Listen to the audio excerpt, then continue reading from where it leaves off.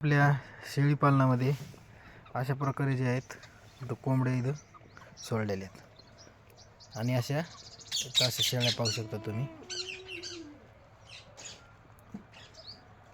कोंबडी काय सोडलेली आहेत तर कोंबडी याच्यामुळे सोडलेली जे किडे मुंग्या विंचू आणि जे गोचिड होतात शेळ्याला तर त्याच्यापासून खूप मोठ्या प्रमाणात असा जे कोंबडी आपण शेळीपालनामध्ये शेडमध्ये सोडलेले आहेत तर ह्या कोंबड्याचा एक सगळ्यात मोठा असा फायदा होतो की जे कोंबड्या आहेत तर कसल्याच प्रकारचे विंचू आणि गोचिड हे होऊ देत नाहीत बघा. पूर्णपणे असे खाऊन टाकतात. आणि ह्या कोंबड्या जे आहेत तर कोंबड्यापासून आपल्याला अंडे देखील मिळतात. हे बघा अशा प्रकारे जे शेळीच्या अंगावरचे सुद्धा जे गोचिड असतात तर गोचिड असे पूर्णपणे हे खाऊन घेतात बघा.